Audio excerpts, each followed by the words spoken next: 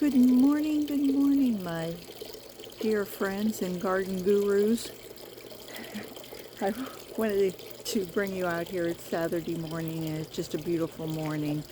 And I'm working on Juicy Fruit Island here, trying to dig out the grass that's, I covered the grass with cardboard and grass clippings and a lot of leaves.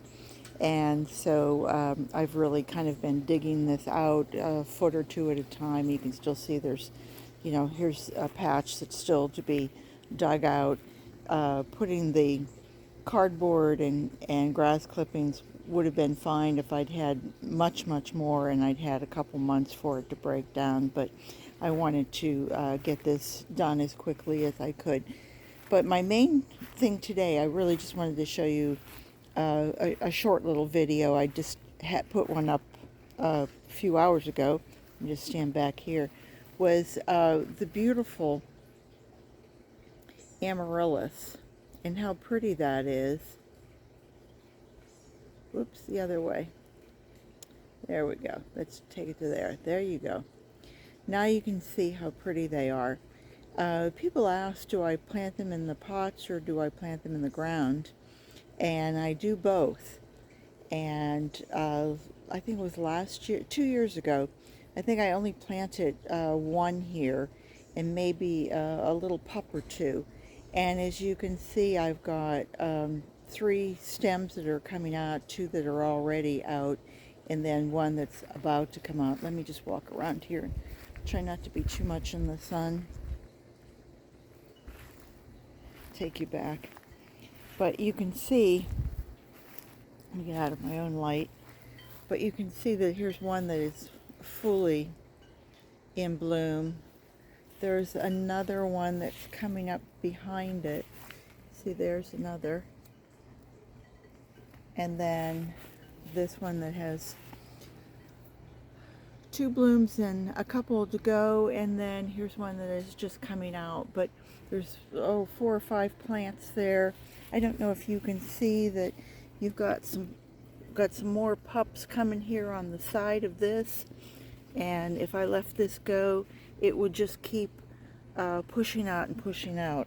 So in a pot, you don't have that advantage. It is so restrained by the side of the pot. But in the ground, if you give it some, good soil and place for it to grow and expand, it certainly will. And I find that if I put them in, if I put them in the ground like this, they have a better chance at standing straight up.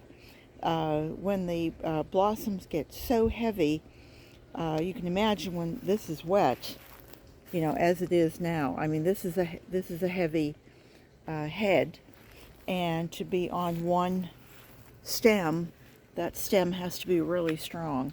So the bulb sits in the ground a little lower than it normally would in a pot, and I think because of that, the roots have a tremendous, they can go down a foot or two, and a foot.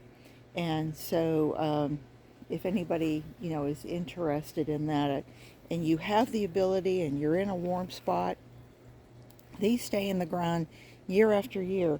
I might dig them up every few years and separate them, but for the most part, they can just keep expanding. So anyway, that was all I wanted to show you. It's like I said, it's a beautiful day here, and it's definitely spring.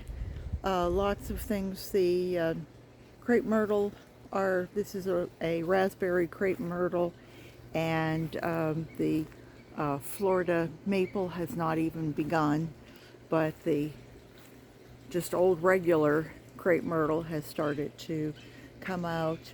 And I think you can see too that some of the plumeria are just beginning to leaf out. So definitely time for getting your garden boots on, or your garden gloves on in my case, and excuse me, I almost tripped there, and getting done what you need to get done. As I said, it was just a quickie, and I just wanted to show you how pretty those amaryllis are. and the ones in the front yard are really taking off. So garden what you've got. I hope you guys have a great day.